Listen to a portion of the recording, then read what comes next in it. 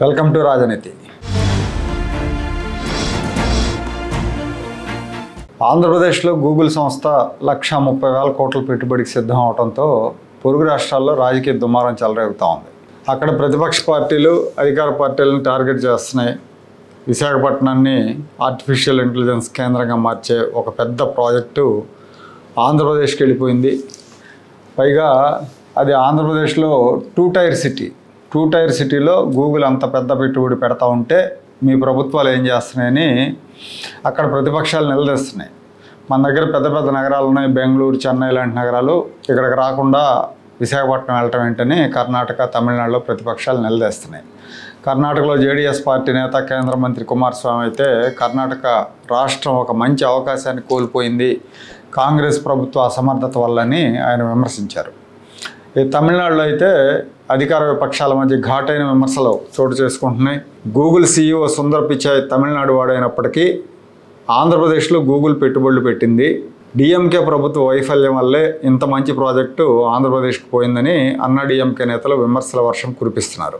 సుందర్ పిచాయ్ది తమిళనాడులోనే మదురై నగరం. తమిళనాడు రాష్ట్ర ప్రభుత్వం ప్రయత్నించి ఉంటే సొంత రాష్ట్రంలో పెట్టుబడి పెట్టుండేవాడు అని అన్నా డిఎంకే విమర్శిస్తూ ఉంది.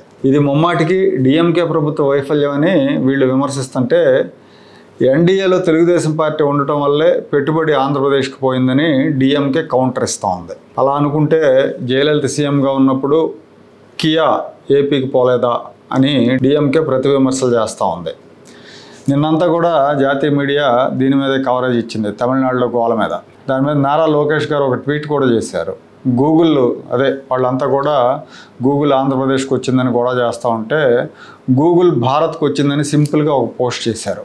ఆంధ్రప్రదేశ్కి పెద్ద పెట్టుబడి వస్తుంది, ఆంధ్రప్రదేశ్లో పెద్ద ఎత్తున ఉద్యోగాలు వస్తాయి అనుకున్నప్పుడు పొరుగు రాష్ట్రాలు గోల చేయడం సహజమే. అరే ఆ ప్రాజెక్ట్ మనకు వస్తే బాగుండేది కదా, మనకి ఇన్కమ్ పెరిగేది, మన వాళ్ళకి ఉపాధి వచ్చేదని ఫీల్ అవ్వటం సహజం. వాళ్ళకి ఆ ప్రాజెక్ట్ రాలేదు కాబట్టి. కానీ ఆంధ్రప్రదేశ్ రాష్ట్ర ప్రజలుగా మనం అందరం సంతోషపడాలి. కానీ ఆ పరిస్థితి లేదు. వైసీపీ భక్తులు, కుహాన మేధావులు గూగుల్తో ప్రయోజనం లేదని ప్రచారం చేస్తూ ఉన్నారు. దీనికి చాలా కరెంట్ అవసరం అవుతుందని, రోజుకు 1 కోటి లీటర్ల నీళ్లు కావాలని, పర్యావరణానికి చెడు చేస్తుందని, హీట్ పెరుగుతుందని, కాలుష్యం పెరుగుతుందని ఇట్లా రకరకాల ప్రచారాలు చేస్తూ ఉన్నారు. జగన్మోహన్ రెడ్డి హయాంలో 5 ఏళ్లలో పెద్దగా పరిశ్రమలు రాలేదు, చాలా పరిశ్రమలు వెళ్ళిపోయినాయి. ఇప్పుడు కూటమి హయాంలో పెద్ద ఎత్తున పరిశ్రమలు రావటం మింగుడు పట్టలేదు. చంద్రబాబు నాయుడు గారు, నారా లోకేష్ గారు డే 1 నుంచి ఆంధ్రప్రదేశ్ బ్రాండ్ ఇమేజ్ని బిల్డప్ చేయడంతో పాటు ఆంధ్రప్రదేశ్కి పెట్టుబడులు తీసుకొచ్చే పని మీదే బిజీగా ఉన్నారు.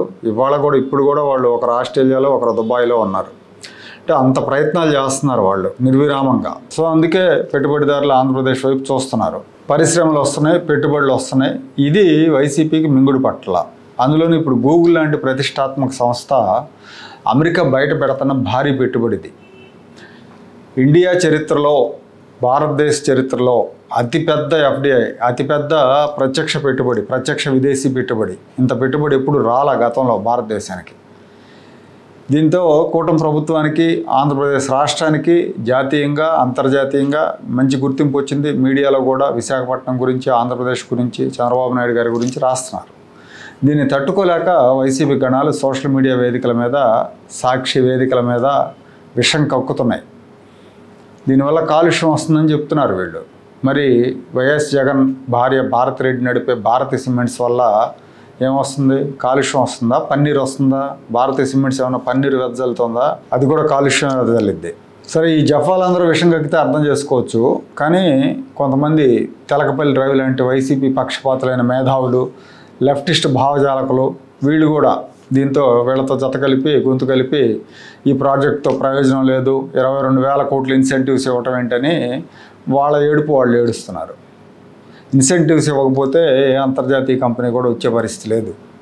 ఏపీకి పెద్ద నగరం లేదు, జగన్ పుణ్యం అని బ్రాండు లేదు. అలాంటి పరిస్థితుల్లో ఏపీకి రావాలంటే ఇన్సెంటివ్స్ ఇవ్వాలి. ఇక్కడ పరిస్థితులు, మౌలిక సదుపాయాలు అన్నీ కూడా బాగుంటేనే వస్తారు. అందుకే నానా తంటాలు పడి కేంద్రం సహకారంతో ఇండస్ట్రీస్ తీసుకొస్తున్నారు. అసలు జగన్మోహన్ రెడ్డి ఏపీ నుంచి పరిశ్రమలు తరిమేసినప్పుడు ఈ మాట్లాడేవాళ్ళు ఎవరో కూడా నోరు విప్పలా, నోటు కుట్లేసి కూర్చున్నారు. తరిమేసిన వాడిని ఏమనరు, విమర్శించరు, చేమ కుట్టినట్టుగా కూడా ఉండదు అప్పుడు. కానీ ఇప్పుడు మాత్రం ప్రతి ఒక్కరూ నోరు తెరుస్తారు. ఆంధ్రప్రదేశ్ నుంచి అమర్రాజా బ్యాటరీస్ వెళ్ళిపోతున్నప్పుడు ఈ మేధావులు, ఈ వామపక్షులు మాట్లాడలేదే. రోజుకు 1 కోటి లీటర్ల నీరా అని ఆశ్చర్యపోతున్నారు. అంత నీరు ఎందుకు ఇస్తారు ఆ కంపెనీకి అంటున్నారు. రోజుకు 1 కోటి లీటర్ల నీరు అంటే ఏడాదికి 365 కోట్ల లీటర్లు, అంటే ఏడాదికి 0.128 టీఎంసీ. అదేమంత పెద్ద కేటాయింపు కాదు. పోలవరం అడవకాల నుంచి విశాఖపట్నానికి నీళ్ళు ఇవ్వబోతున్నారు. ఆ నీళ్ళలోంచి తీసుకోవచ్చు. లేదా వాళ్ళ గూగుల్ కంపెనీ వాళ్ళు కూడా సముద్రం నీటిని డీశాలినేషన్ చేసి వాడుకుంటామని చెప్తా ఉన్నారు. అలా చేసుకున్నా బాగానే ఉంటుంది, ఇబ్బంది ఏమి ఉండదు. విశాఖపట్నంలో సాఫ్ట్వేర్కి సంబంధించి ఒక ఎకో సిస్టమ్ ఇప్పుడు ఏర్పాటు కాబోతుంది. గూగుల్ రాకతో ఎట్లా ఉంటుందంటే ఒక్కసారి కిక్ స్టార్ట్ చేస్తే ఇక విశాఖపట్నాన్ని అడ్డుకునే వాళ్ళు ఉండరు. ఈ క్రెడిట్ మొత్తం చంద్రబాబు నాయుడు, నారా లోకేష్ పోవటం వీళ్ళకి ఇష్టం లేదు. వీళ్ళ సమస్య అదే. అందుకే ఆంధ్రప్రదేశ్ పెట్టుబడులు వచ్చినప్పుడల్లా వీళ్ళు ఏడుస్తూ ఉంటారు. పక్క రాష్ట్రాల వాళ్ళు ఏడిస్తే అర్థం చేసుకోవచ్చు, కానీ సొంత రాష్ట్రం వాళ్ళు ఏడుస్తున్నారంటే వీళ్ళు కొంపలకు నిప్పులు అంటించే రకాలని అర్థం చేసుకోవాలి. వీళ్ళకి రాష్ట్ర అభివృద్ధి, పిల్లల మంచి భవిష్యత్తు కంటే కూడా వీళ్ళ రాజకీయ ప్రయోజనాలే ముఖ్యం.